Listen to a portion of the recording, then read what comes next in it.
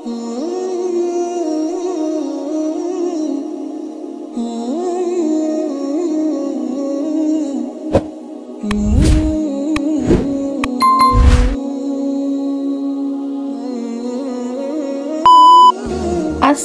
আলাইকুম ওয়া রাহমাতুল্লাহ। প্রিয় দর্শক, আজকের ভিডিওতে আমরা কথা বলবো মক্কার পাহাড়গুলো নিয়ে, যেগুলো শুধু ভৌগোলিক সৌন্দর্যের কথা নয়, বরং ইসলামী ইতিহাসের সঙ্গে গভীরভাবে জড়িত। পাহাড়ের মর্মত্ব অনেক।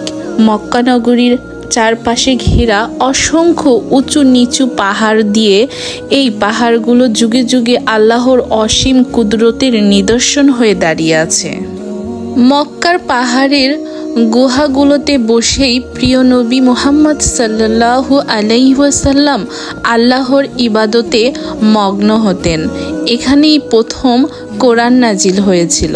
হিজরতের সময়ও পাহাড়গুলো ছিল আশ্রয়ের স্থান। সেখানে আল্লাহ তার প্রিয় বান্দাকে শত্রুর হাত থেকে হেফাজত করেছিলেন। পাহাড়ের গায়ে ঘটেছিল বহু মুজিজা, যেমন আল্লাহর কুদরতে চাঁদ দ্বিখণ্ডিত হওয়া। মক্কা পাহাড়গুলো আজও তীর্থযাত্রীদের মনের ভক্তি আর আবেগ জাগিয়ে তোলে। এগুলো আমাদের মনে করিয়ে দেয় ধৈর্য, ত্যাগ আর আল্লাহর প্রতি পূর্ণ ভরসার শিক্ষা। প্রিয় দর্শক, মক্কার পাহাড়গুলো শুধু প্রাকৃতিক সৌন্দর্যের নিদর্শন নয়, বরং এগুলো আমাদের ঈমান, ইতিহাস ও আত্মত্যাগের জীবন্ত স্মৃতি বহন করেছে।